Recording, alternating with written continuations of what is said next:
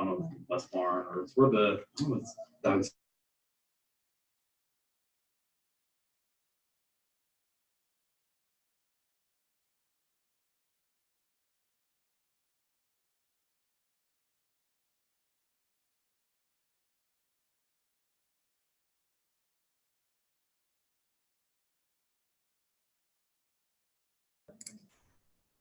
Okay, everybody, hopefully you can hear us. Welcome to Tidbit Tuesday. We are at the Brick here instead of at the ESC, so it's kind of exciting for us. Suzanne is on the chat feature answering questions or relaying questions to us, so please remember to use that if you have any questions throughout this. We'll have time at the end for lots of questions. Also, make sure, thank you, Crystal, make sure that you tell us who you are, what district you're with, and if anybody else is watching this with you, so that we make sure we give you all credit, because this does count for 1 hour professional development, but only if we say you're here. So make sure you do that. We are so happy you're here for our September Tidbit Tuesday. There's too many T's in all the things we do. We have a lot of updates today. If you've been reading your biweekly, as I know you should have, you should be, right? Everybody knows that. There's a lot of information that's come out recently about Medicaid reduced and verification, different things that we're going to cover today. So it's going to be jam-packed. Everybody get ready. And remember to type in your questions or save them for the end, whatever works best for you. We just want to make sure this is a really good time for us to answer all of your questions. All right. I think up first, I'm going to share the screen. Hopefully you all received our Tidbit Tuesday PowerPoint we sent out. The only thing I will caution you on is if you are looking at the one that Teresa sent out, the dates for the classes at the end are not updated. They are last year's classes. So the ones that you're going to see on the screen today are the actual new ones, and the ones that I sent out to everybody registered for the class about an hour ago are the current updated ones as well. So just take a look when I post the upcoming classes on here, and you'll just make sure you have them right. Okay, now I'm going to share our screen and we'll get moving.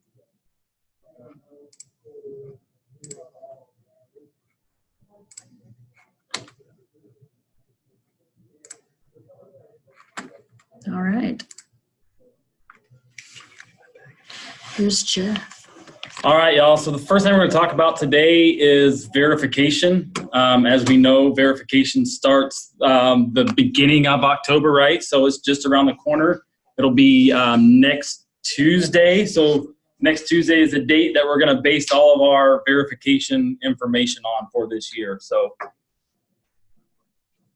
I did have a verification class last week that went into everything in really in detail. Today we're going to cover everything again, not as much detail, but if you have any questions, please let me know, and I can answer any of those questions for you as we go through. So we're just going to go over the steps in the process of verification.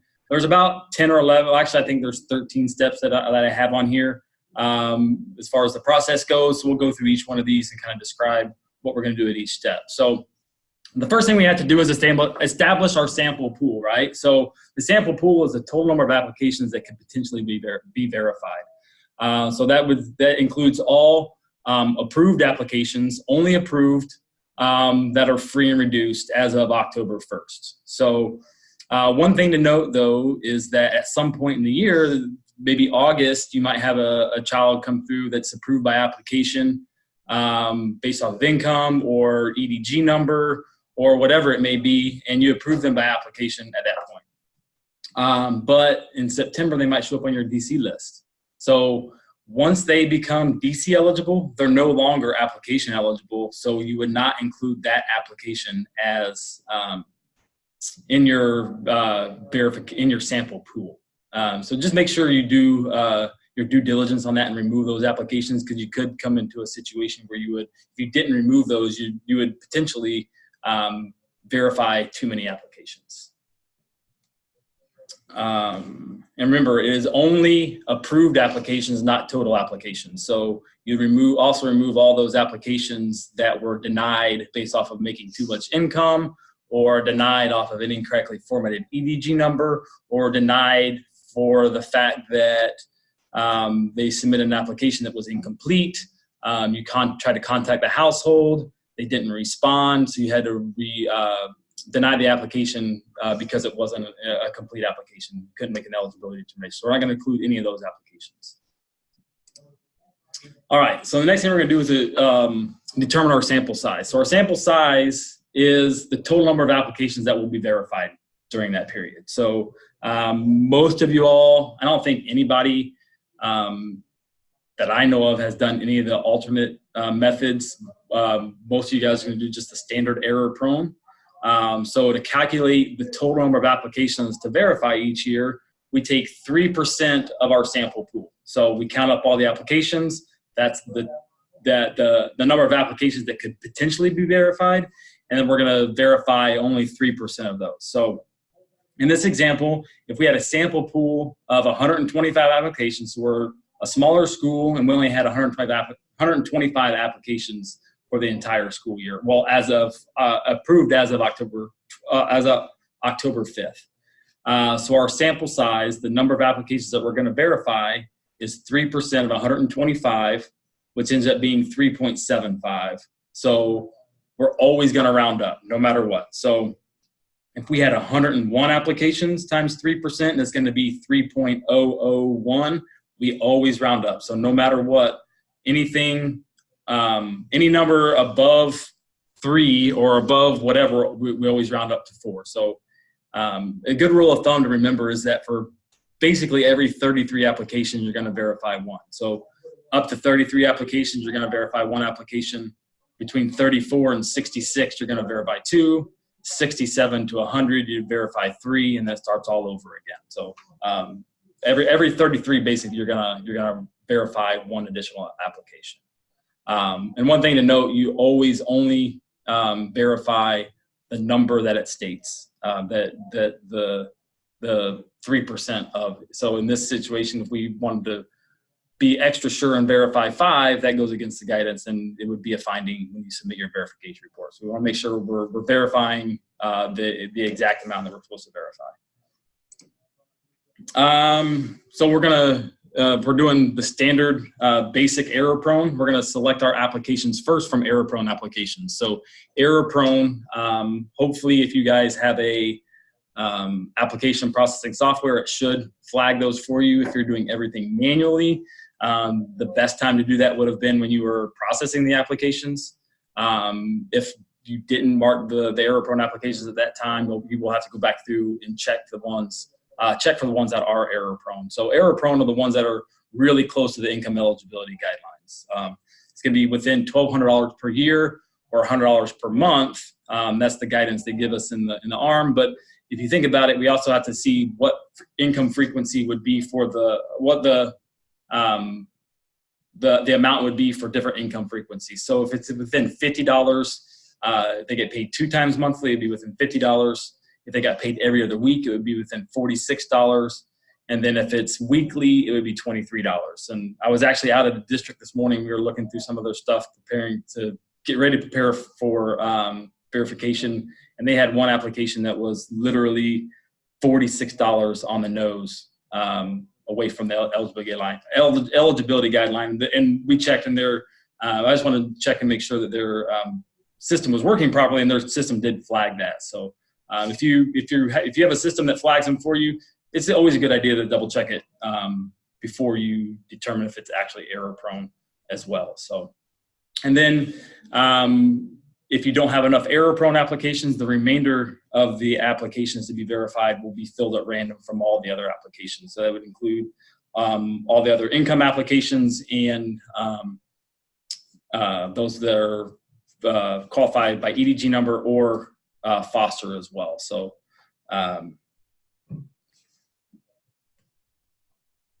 and then the 4th step is to do a random sample. And we're going to do this whether we're selecting from error prone or from if we fill all of error prone, we're select at random from the other stack. We have to do this randomly. So we can't just pick 3 applications or whatever. We have to have some type of method to do it. So to find a random sample, we have to determine an interval that we're going to use. So the interval is computed by taking the total number of applications and divide it by the sample size. So if you remember back a minute ago, I said we had 125 applications. We were going to divide by our number in the sample size, so the number of applications that we're going to verify. So we take 125 divided by 4 equals 31.25. And in this case, we actually use standard rounding rules. So we're going to round down to 31. So what we'd do in this situation is we'd randomly select one application, and then with that next application right after that, we would start counting and go through the applications until you reach the 31st application. You'd pull that one out, and then you would begin counting again all the way through until you get to the 31st application again and pull that one out. So if we, in this case, we need to verify 4 applications, obviously we're gonna, and we had 3 error prone, we automatically know we have to verify all 3 error prone. And then we had to select one at random from the rest. If we had to verify 5, we'd select 1 from the stack of non-error prone, and then count to the 31st application and select that one. But hopefully most of y'all do have the application processing part where it automatically selects your verification sample size for you and randomly selects those for you. So if you do have that, you don't have to manually do a random sample. The computer generated random sample is good enough for you guys. So if you have to do it manually, let us know. Especially important on, like, again, for those of you that are getting a review this year, to make sure we get verification correct, because it is something that they do look at as part of the review. And then for the rest of you, even though that you might not be getting reviewed this year, they do look at those verification reports and make sure that you verify the correct amount. And the event that you don't, you do have to submit a CAD. So just make sure we're doing it correctly.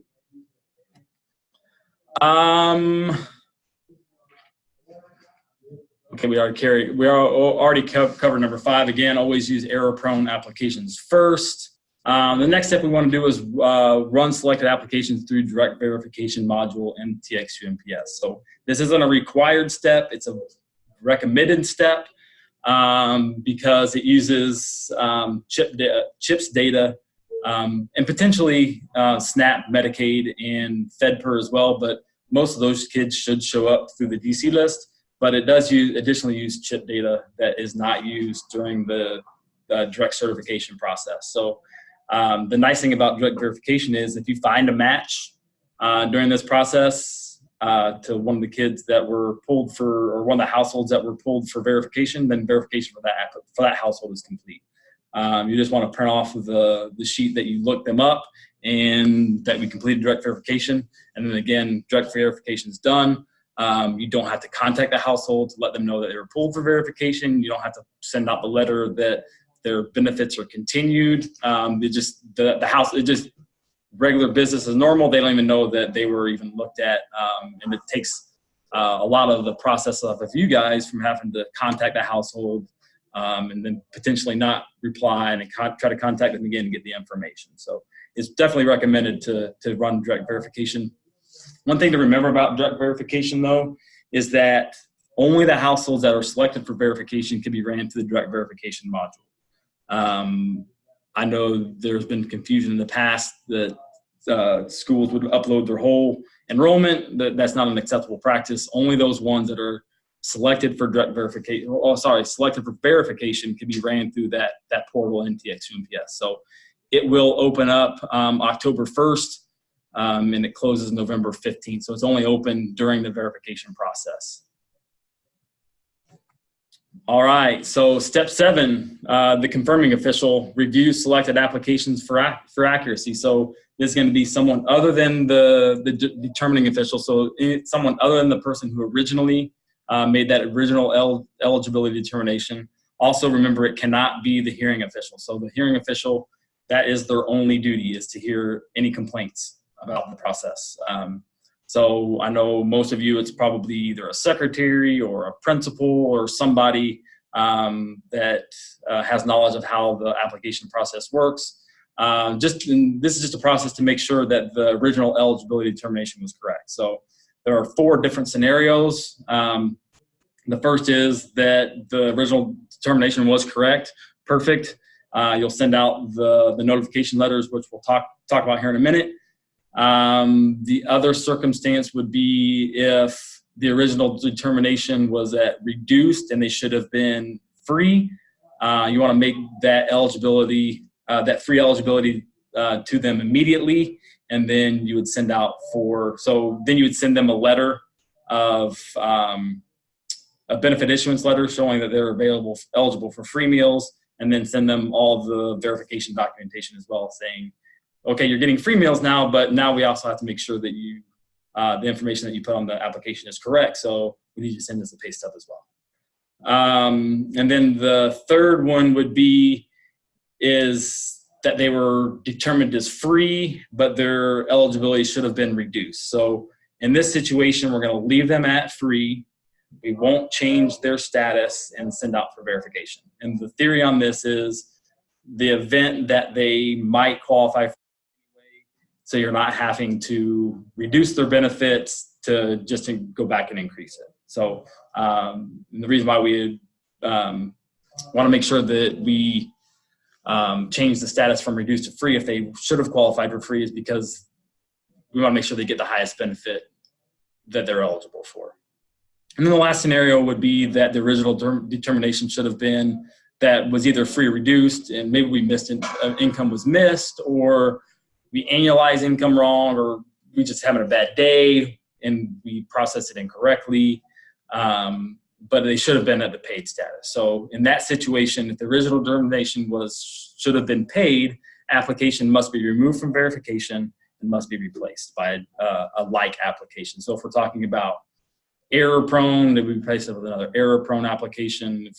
And that would be the only thing, should be an income-based application, replace with another income-based application. Step number 8, this year they're recommending that y'all run the October 5th DC list. October 5th is on a Saturday, so the first day you could run that list would be Monday the 7th. And they're recommending to wait to send out the notification letters until after you run that list, because if they show up on the DC list, just like when you run through direct verification, if they show up on the DC list, then verification for that household is complete. You don't have to contact that household, don't have to send the letters out. So just make your job a little bit easier.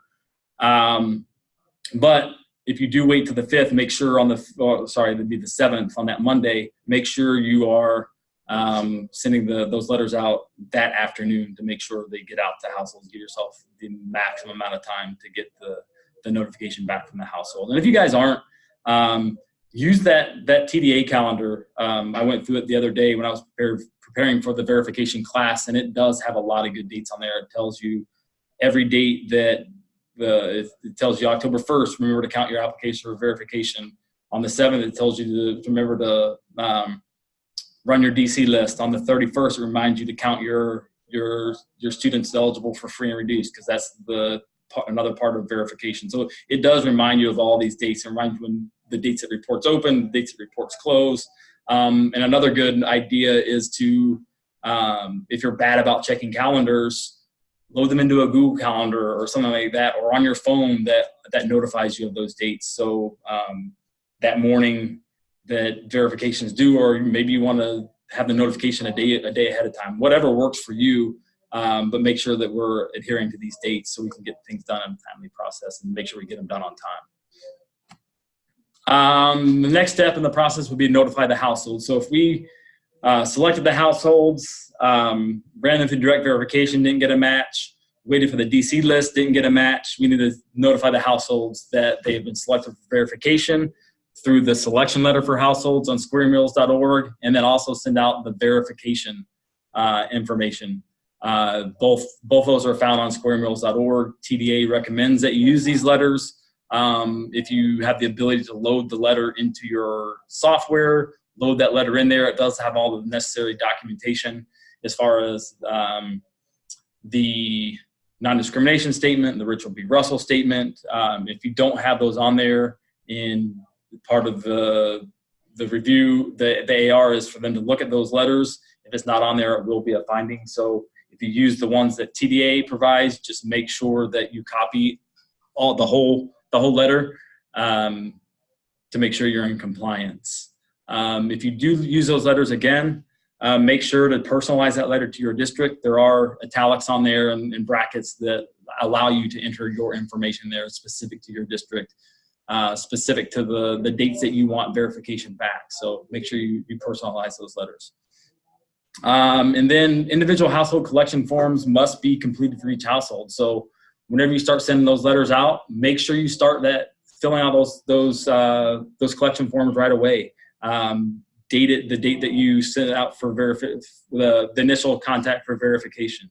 If they don't reply, again, that household collection form is also available on Square Meals. So if you go in to the forms and downloads, I believe, of Square Meals, and you type in verification, it's going to list every letter, every piece of information that we need for verification. So download those, and it is a required part of verification. So make sure you do use those. And then event that they don't, you want them to reply by October 24th. They haven't responded. So then, just like eligibility, if we are trying to contact a household to resolve an issue of an incomplete application, we can't just put that application aside and say it's not complete, they didn't sign it, or it's not going to process it. We have to make attempts to contact the household, right? So if you send out for verification, the household doesn't respond, you must make at least one additional attempt to contact the household. So I would recommend doing it by letter. It says in the guidance you can make a phone call, but it's always better to have that letter to show that you did try to contact the household again. If you want to send out a letter and make a phone call, great, you kind of went above and beyond. But I would always have that paper documentation just to show that you are following the correct procedures. And then again, on that household collection form, make sure you note that on there, the date that you sent out for verification for the second time. Make sure we're following those processes. And then after verification is complete, we must respond to the household with either a continuation of benefits letter. So they submitted their documentation. They were originally approved for free meals based off their SNAP participation. They send you a letter, said, this is my SNAP award letter. It has the correct dates on there. Great. You're going to send them the notification of the continuation of benefits letter to let them know, great, we received your information. It's great. You're going to continue on with the same benefit that you had before. The households that respond that were originally approved for free and their documentation says that maybe they reported net income instead of gross income, and the gross income puts them over from free into reduced. So we're going to have to send them a letter of adverse action, right, saying that thank you for submitting your documentation. Unfortunately, the documentation you sent to us shows that you're eligible for reduced, not free meals, right? And you're going to send that out to them.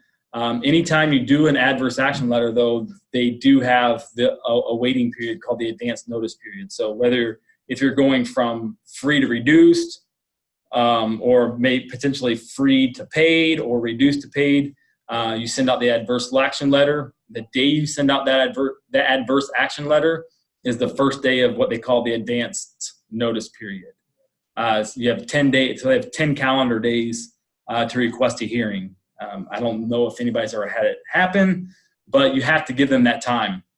And throughout that time, they do continue to receive the benefit that they were originally awarded. So if they were free, you continue serving them meals at free for that 10 days. So after that 10 days is over, if they didn't request a hearing, and then after that, you must change the status to the correct status within 10 operating days. So you have some time there. They have a lot of time after being contacted telling them that they're going to be removed from either free or reduced meals to prepare to pay, to either go to reduced or paid or whatever the new status would be. If we're talking about households that are non-responsive, so you try to contact them twice, when you mail that letter of adverse action, it does complete the verification process. So for those households that are non-responsive, we want to make sure we mail that out by November 15th because verification must be completed by November 15th, right? And then reporting. So this year, we have a new report called the Preliminary Verification Report, the SNP 123. That was formerly called DC Medicaid Report. So we've been doing this report for the past couple years. Nothing new is where we're going to report the number of DC eligible kids. So on the verification report that we submit in TXUMPS, we're only reporting SNAP kids, and then all other source categorically eligible kids are reported in one number. As part of being part of the Medicaid project, we are required as a state to report the number of Medicaid kids that we have. So they have us doing this report now. So when you do this, it's going to be you go through TXUMPS on the download forms, then look for the SNP 123, and that's where you're going to submit, like I said, all the kids that are DC eligible by their category. And that's going to open on November 1st, and it's going to be due November 15th. So that's going to be your enrollment as of October 31st is what those numbers are going to represent. After you do that, make sure you save the report page that prints out, because you'll be able to use that whenever completing your verification report. I know we had quite a few schools last year that was contacted by Leanne Dumas, who runs who works with the DC list information, Medicaid, and is in charge of all the reporting, saying, hey, your DC Medicaid report showed this many SNAP kids and this many other source, and then your verification report shows a totally different number. So if we're saving that report page and it's going to look, I think she said that she tried to get it to look as much like the verification collection report we fill out in TXUMPS every year. Save that, and like I said, we're just going to enter those numbers. So we'll reduce the likelihood that you'll be contacted by Leanne in February once she starts going through all those verification reports, saying that these reports don't match up, which data is correct. And that was 2.5 months ago. I don't know which data was correct. I don't know which numbers that I used. So it's just making it a lot easier for us. And then the last step in the process for verification would be to fill out the verification report in TXUMPS.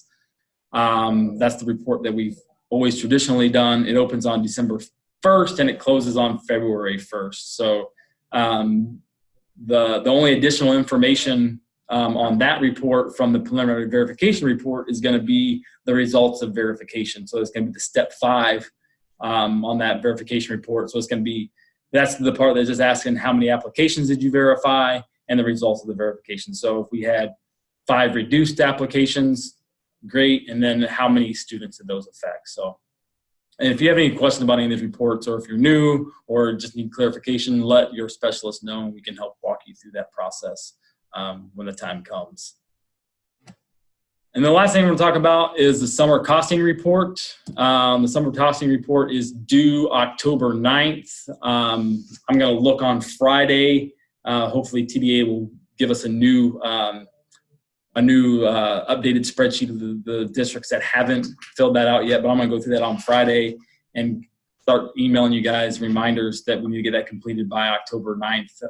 If it's not completed by October 9th, it will be a finding and you'll have to do a corrective action on that. So one less thing that we want to be doing is filling out correction actions is in October when we're trying to focus on verification and all that stuff. So just a reminder, it is required for anyone who is mandated to operate a summer feeding program. So even if you filled out a waiver and you got an approved waiver, make sure you go in there and at least do the summer cost report because it is a requirement. Again, like I said, I'm going to go through and look and see who has or hasn't completed it out yet and start emailing you guys reminders to get that done before October 9th.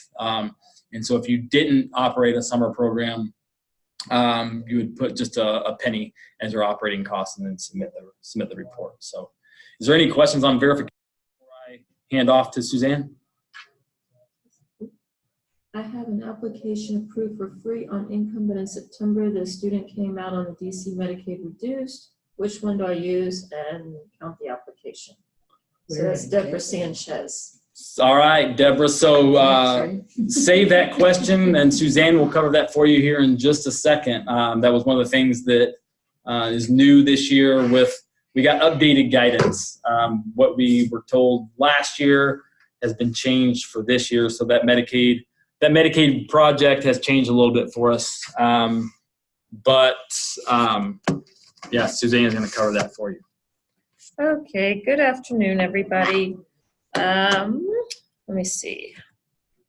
So just a couple of reminders before I get into the two heavier subjects. The first one is National School Lunch Week.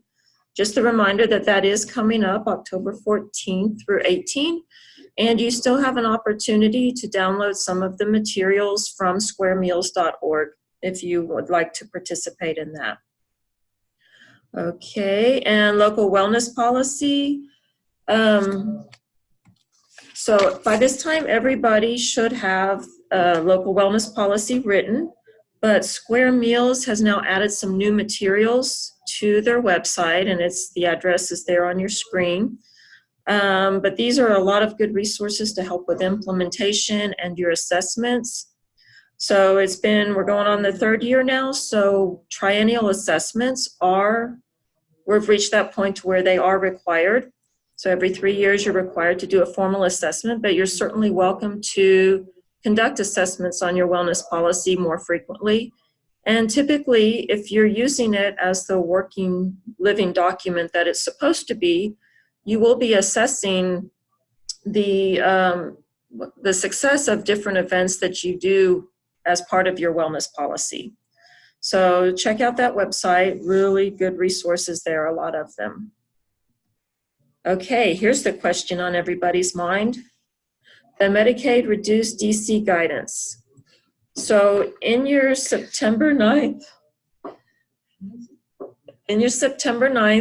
biweekly, there was a little statement in there discussing the updated Medicaid reduced direct certification guidance. And you see in the little square green box there where the red "here" is typed. If you click on that, it's going to take you to this document. It's a one page with a lot of information. But essentially what they're stating is when you have a student on Medicaid reduced and then you receive an application that qualifies them for free, do not automatically just give them the lower benefits or the reduced benefits. What you have now is a conflict of conflicting information.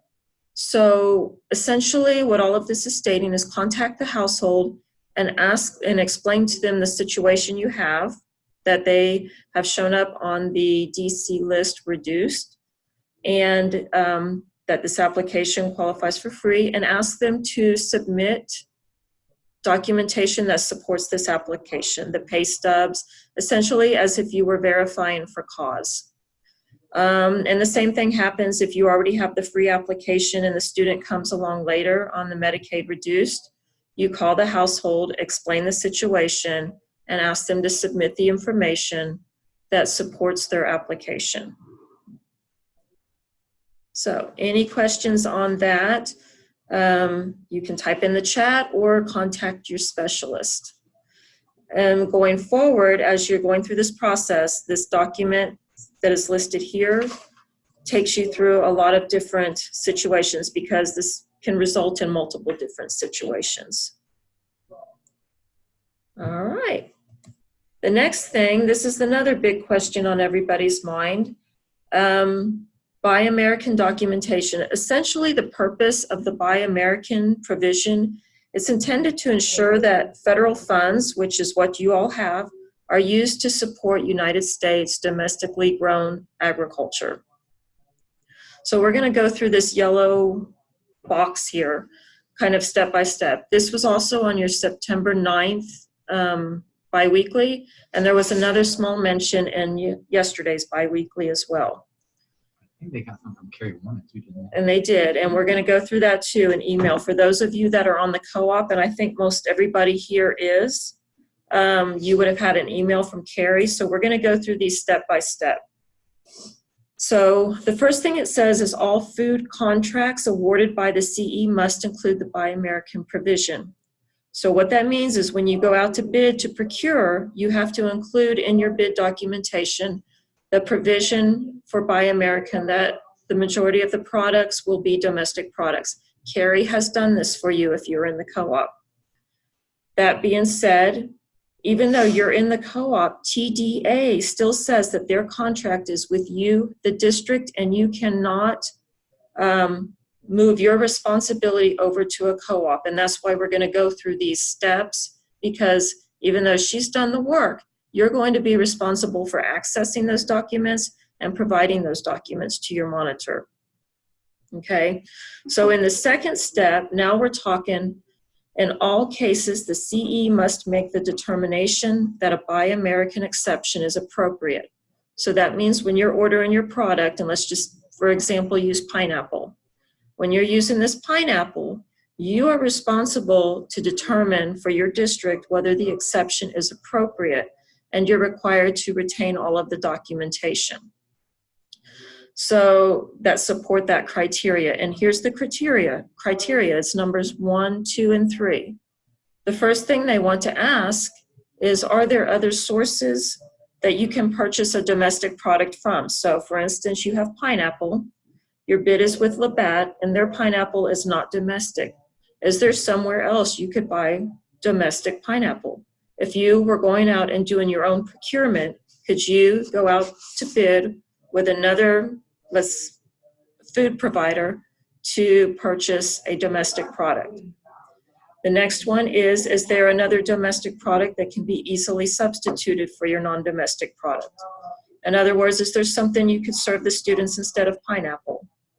And then the third thing is there a price difference between the domestic and the non-domestic product reasonable in light of the CE's anticipated per meal cost?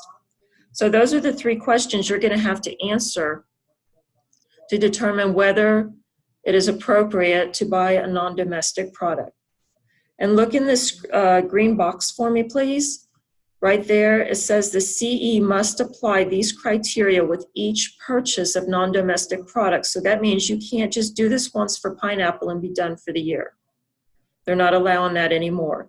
And now your email from Carrie outlined a lot of this as well, okay? So the next thing we're looking at, follow on down there, TDA has developed a Buy American checklist. So we're going to look at that for a minute. Now this list is not required for you to use, but it is really worth looking at. So I highly recommend downloading it and reading it, and we're going to go through this briefly. So to access this Buy American checklist, just go to squaremeals.org, click on NSLP, and then go to the forms. And if you look in that little white box under form name, that search box, if you just type Buy American and hit enter, it's going to pop up. Okay, so here's the form. And the first thing we look at, the first question there in part 1, is asking you, is the product grown in the US? Yes or no? Yes. If it's yes, then it's a domestic product and you don't even have to do all of this. So you just go on about your business. If it's no, then we need to look at part 2, and that's where that criteria is listed again. Are there other sources for purchasing this domestic food product instead of the non-domestic? Remember that was the number 1 up there. Is there somewhere else you could purchase these pineapple and they be grown in the US? So if you are familiar with the co-op website, which you should be, and I can't stress it enough because TDA is really, really pushing this now. We have to do our due diligence in each of our districts. So that involves going to the multi-region co-op website, if you're a member there, and accessing all of this information that's been provided. Everything that she has put on that website is for you, and you really need to know it and use it. So, for instance, on that website, they have letters that Labatt provided stating that pineapple is not grown in the United States. It's the exception letter for canned fruit.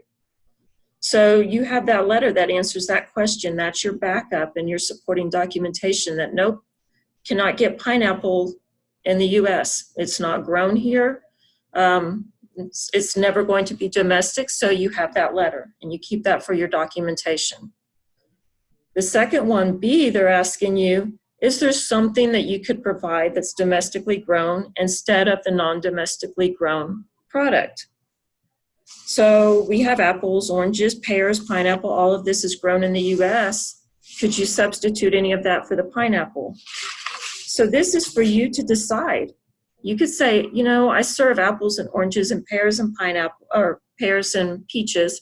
My kids really like pineapple. I want to give them variety.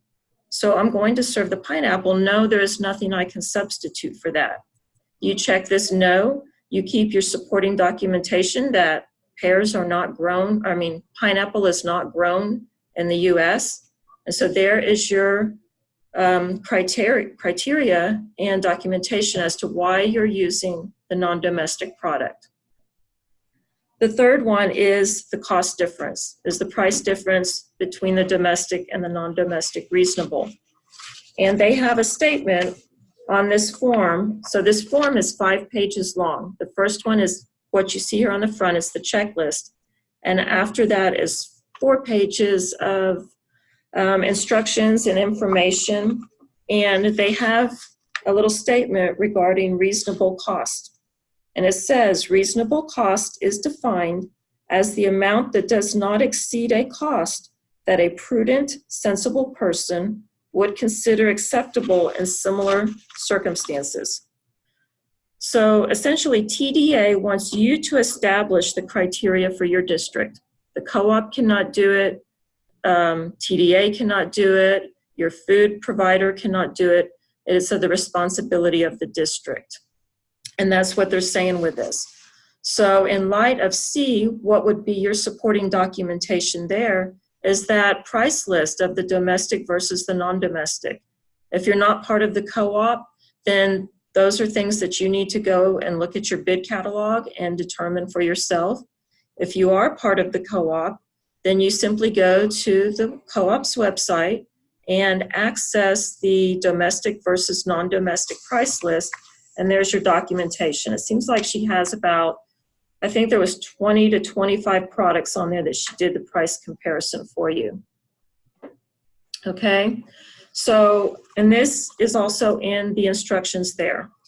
This checklist, if you do it by itself, is not sufficient documentation. You have to have those other items that I mentioned, the letters or the price list, okay? And then moving on to the email that Carrie sent, essentially it had all of this information that I just went over with you. She explained that we can no longer have the blanket exception. We can't just say pineapple is not domestic and go on and order all of the pineapple we want. We have to have something. Each time we order it, we need to have documentation that we did our due diligence, we went through the criteria, and we determined that it was reasonable for us to purchase this. And she went on further and gave you another form, and this is probably what everybody's wanting to know, the form that she attached to that email. If you have it or you look at it, you'll see that under the justification column, she has those 3 criteria that we just discussed. But she has them summarized there. So when you get your pineapple in, you pull this form and you put in the product code, the product description, the country of origin, you fill out the form as she has it put together, and then you check what your justification is. And you also keep that supporting documentation, either the letter or the price list with it, and you attach this to your invoice. If you choose number 3 as your justification, the cost difference of domestic product versus non-domestic, to the right there, she has a blank where you enter or you just write in the cost of the domestic product. Again, attach this to your invoice. And then when the monitor comes and he goes into your storeroom, he or she, to look at all of your food product, which is what they're doing now, and they're checking your labels to see if you have any non-domestic items in your storeroom. And if you do, they will come and they'll ask you for the supporting documentation and the criteria that you use to justify purchasing the non-domestic product. And that's where you just, at that time, pull the invoice for that product and show them this form or whatever documentation you have used. And then you've done your due diligence, and that's it. I've included on this slide and the next one, this again came from that checklist. It tells you what the acceptable and unacceptable statements are. So for instance, An acceptable label on your can or your box of food says, uses phrases that indicate the origin of the food products include the following product of or grown in. And then they go on to list the other unacceptable labels, for instance, flags or symbols or separate statement of origins. And then the other one, the location of where it was processed, what is acceptable and what is not acceptable. And again, these are on that TDA's Buy American checklist for non-domestic food products. They were pulled right off of there. So that's all on the Buy American. There was a lot of information there. If you have any questions, just contact your specialist or put them in the chat or at the end of this and we can answer any of them at that time. So now it's Jennifer. Okay. We're so highly technologically skilled here. We're just passing our laptop around, okay? We're so fancy. Okay, so we're almost done. Hang in there. The Turn Up the Beat Award. This is for summer feeding. So the reason we're mentioning it here is because it is due by October 19th. And this one says 2018. It's actually due in October for this last summer. So those can be found on USDA.gov. They also are at on the Square Meals site under the summer feeding program. So check those out. If you did something awesome, go submit it. We had several people get from our region win that award last year, and we'd like to continue that. They love to hear about the things y'all are doing. They encourage us to tell them. They encourage you all to tell them, because they want to be able to tell people, look what's going on over here. Look what's going on over there. Y'all are doing exciting things. So tell them. And then the Farm Fresh Challenge, my favorite subject, okay? So far, we have 12 districts that have signed up for Region 12. I'd like to have more. It's not hard, so I don't know why everybody is not signing up. You can get wonderful recognition, a plaque. Your school board will know about it. You'll be on the website. You'll have badges to put on your website. And when we talk about marketing and we get into that, that is a perfect thing to market. Putting a cling on your line that says these are local products, that impresses every single parent who walks by. And the kids know this stuff. Even though you think they're little and they're not paying attention, they do know, okay? And it's not really very hard because we have so many different opportunities. This is not strictly for people who want to go out and visit farms and collect local produce to serve their kids. There are lots of different ways to participate in this. So you may be doing through your commodities. That's the perfect way where you get your farm fresh stuff there. You can do the Labatt. They have all kinds of local items listed out each week. I believe it's the Avocado Times that comes out. That's also great. Great source for getting some local items in. And then you'd be really surprised just through looking at Labatt what is local that you're already serving. Like if you're using Mission tortillas, that counts. All of your milk is local. You can't have you can't count milk as your local thing every single day, but it definitely counts for one day. So why not, right? We have these different groupings. Now, this slide, I apparently did not update it. I'm sorry. That second tier has gone away. There's no more sharp cheddar, but there is the best of the bunch and the prime participant. They just found last year that not as many people were doing the sharp cheddar, so they got rid of it. For the first tier, you have to do 2 Texas products from different meal components 3 or more times each week during the whole month of October. To do the prime participant, you only have to do 1 item. And then you have to do your local event, the teaching, which can simply be you're handing out a flyer that talks about today we're serving beets. That's our fun local item. TDA actually has all of these for you on their Farm Fresh site on Square Meals. They have a ton of marketing materials that you simply just print out and hand out. It doesn't have to be a large event. You could also count your educational events as different field trips. I know at my kids' schools, they're going to visit the pumpkin patch. They're going to pick strawberries. They're going to pick apples. All different grade levels are doing different things, and you can just tag along with all of that and count it. And then, of course, You can always invite farmers. There are tons around us. And by looking on Square Meals and looking on the map, you can find the different ones that are around us. And they're always willing to come in and just set up a table in your cafeteria and hang out. And then the final thing you must do is that you must post on social media, at least one post, and make sure you save it so that you can prove it, right? So far, these are the regions that have signed up for Region 12. All you have to do is go on Square Meals and click on the Farm Fresh Challenge and then click on Take the Pledge. On that site, it's going to tell you everything you have to submit. So they want you to, you're going to have to submit your menus and then make sure you have that, what your planned educational event and then also your social media, and you'll be covered. So very simple.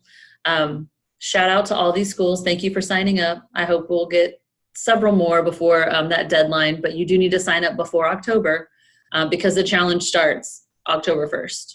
So I hope you will all sign up. And lastly, we have our upcoming classes. Were there any questions? Not yet. Okay. So first up, we have Managers Academy. This is a new thing we are doing. It is a webinar only, and it lasts for 2 hours. We are covering different topics each month. So this month is documentation for effective discipline. If you have ever wondered what it's like, how can I keep track of these people? They keep messing up. They keep not following the rules. What can I do? Documentation is what you can do. That's how you form a case, basically, to have them removed, get them moved to a different position, whatever action you might want to take.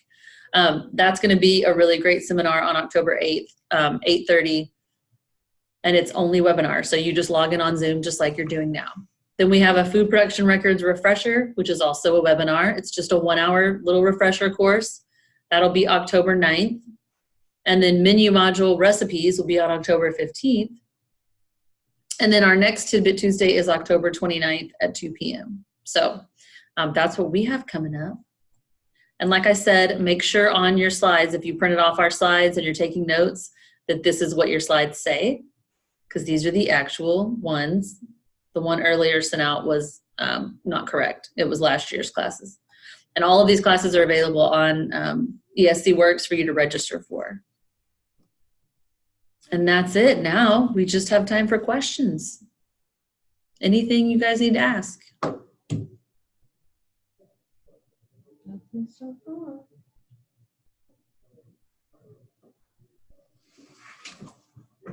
Just when you get us all three in a room, nobody wants to ask us any questions. I can't believe it. We do have somebody logged in on a phone number. If you could call your specialist at some point and let them know who you are so that we can ensure that you get credit for the class. Yeah, if you're on a phone, we can't tell who you are because your name's not there. So, well, what is it? I can't see. Oh, are all of these classes listed TASN certified? Calvin, we would love to have them all TASN certified. We have fought for that for quite a while, but TASN is very hard to get certified. They require a lot of work on our end, which includes submitting the entire,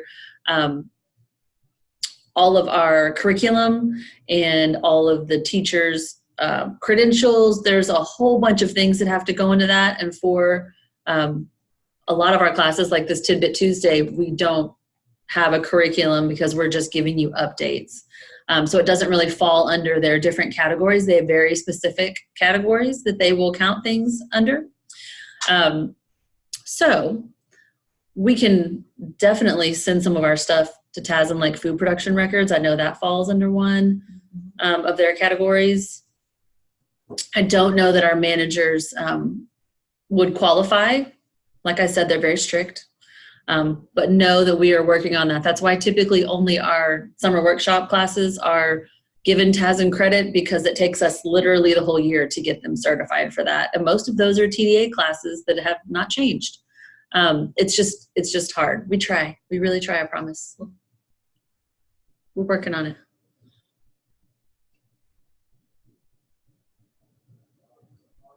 Calvin says thanks. Deborah Sanchez, did that answer your question earlier, what Suzanne covered about that application?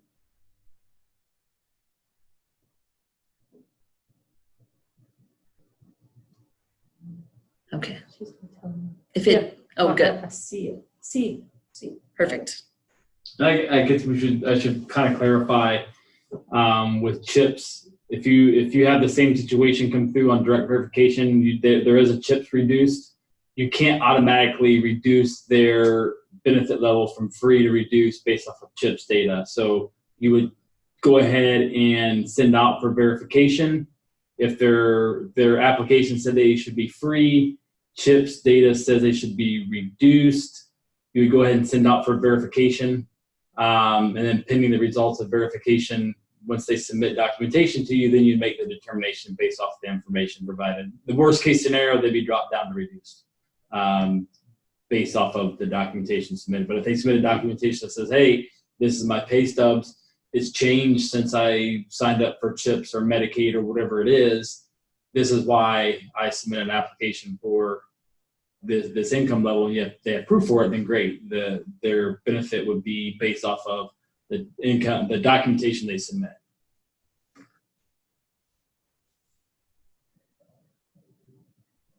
Read the question out loud so we can all So, know it. D. Boyd, I received notification from Leanne Dumas that Rappaport is eligible to use alternate for verification. What's alternate did she say you're eligible to use? Alternate 1, I'm assuming?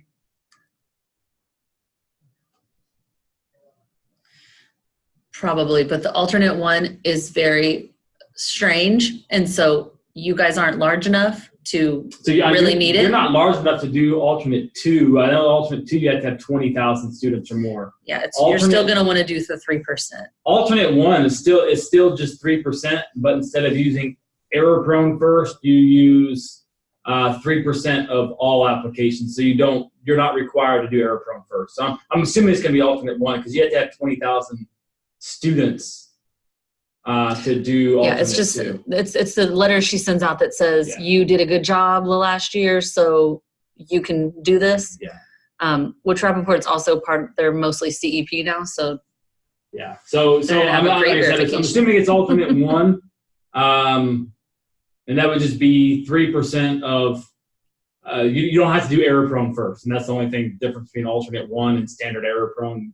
Standard error prone, you do error prone applications first, and then fulfill the remainder from non-error prone. Alternate 1 is still 3%, but you select, you don't have to do error prone first. So it's really no different. You're still verifying the same amount. Now, alternate 2 is whenever you get into doing a smaller percentage because you have such a large population, but nobody in our region qualifies for that except for maybe Killeen. But yeah, so and they might not even. It depends on. And then for them, they're a big district, but it would be how many if they have enough kids that are directly certified, and those aren't on application. So yeah, but nobody here is really eligible for alternate 2. So she's probably talking about alternate 1. But if you need help with that, let us know if you decide to do the alternate method. But if you've done standard error prone before, I would just continue to do standard error prone because it's what you're used to. Mm-hmm.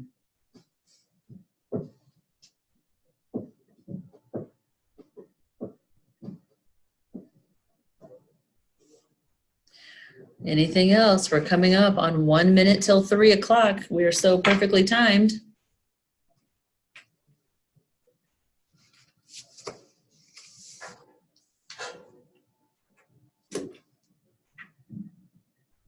Okay, well, everybody have a successful verification. Do remember that even if you are a CEP school that only has CEP schools, that you still have to file the verification report. There's a fancy box you get to check. Yes, both of them. The plenary report and the verification report. Yes, and there's a fun box that says we're operating CEP at all of our campuses, so we don't have to do verification. It's the best report you'll ever fill out, I promise. Mm-hmm. But you will have to fill it out, or they'll send you a corrective action document if you don't. So that's all we have. I hope you guys enjoyed today. We've recorded this, and so we can send it out if anybody needs it. Just let your specialist know. And otherwise, we'll see you guys next time.